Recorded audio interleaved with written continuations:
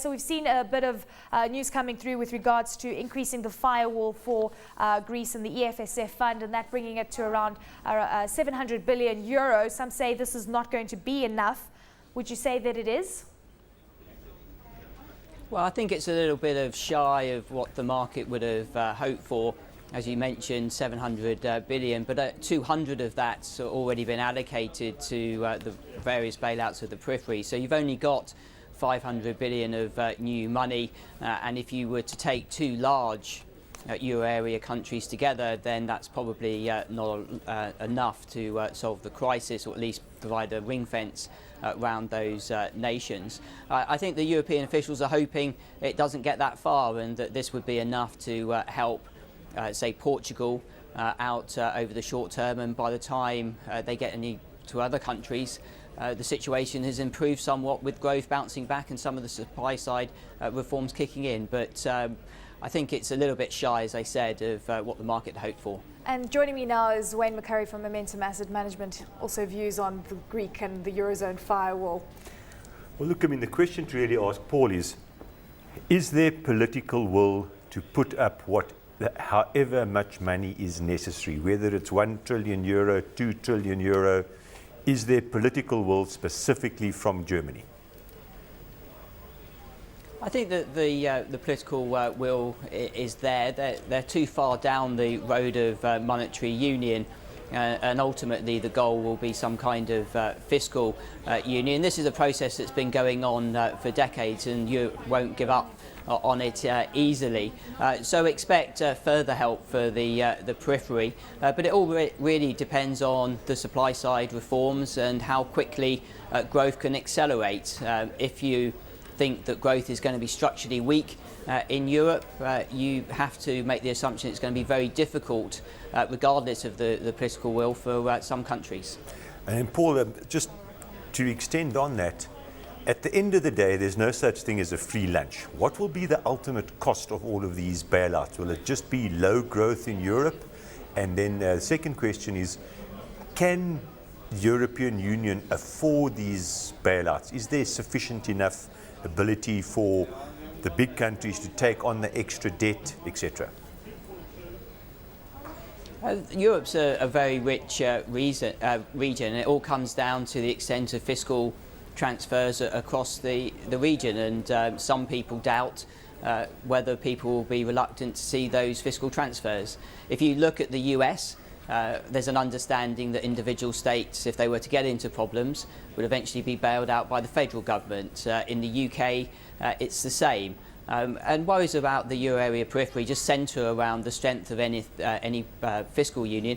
And related to your first question, it's the political side of the debate that will be important over the months and quarters and years ahead, and whether the electorate in Europe wants it. At the moment, the vast majority of people in Europe vote for monetary union.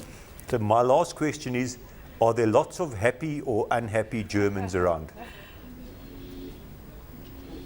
I think that they're balanced in their assessment. Their economy continues to do extremely well.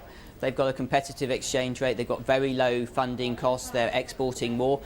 So I'd say the general person on the streets in Germany is quite happy with the current situation. Okay, so Paul, if we could also just touch, I mean, you mentioned that, Eurozone growth. Can we even call it growth? Because we've actually seen immense recession coming through in Greece and all the other countries that are embarking on austerity. Spain is trying to save 27 billion euros in the next budget, and still saying that it's not going to increase income tax. Is this the way to go forward when you are embarking on such strong austerity? You're just hurting the consumer, the people of the nation. Meanwhile, the banks are actually the ones that are getting the bailout.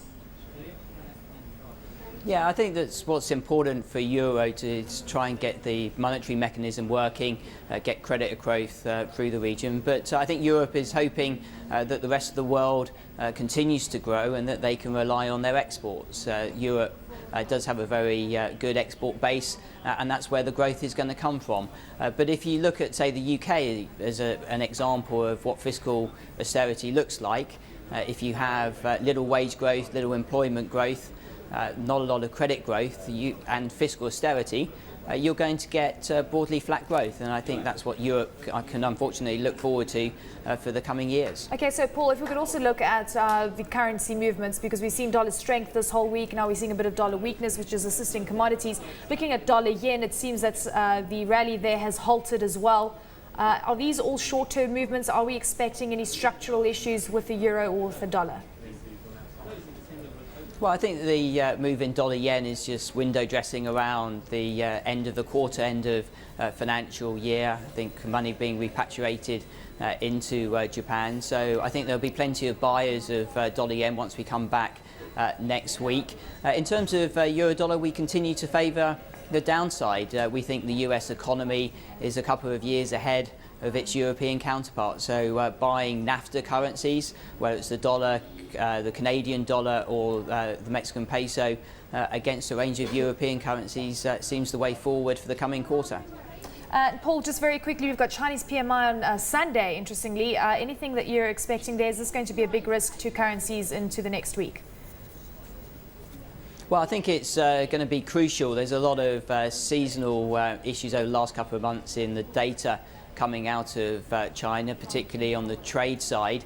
If we get a weak number, I think that markets will set off next week in a very sort of negative sort of tone, and ultimately that can weigh on currencies like the Australian dollar, where people are continuing to price in rate cuts from the RBA, even though we think ultimately the RBA stays on hold next week.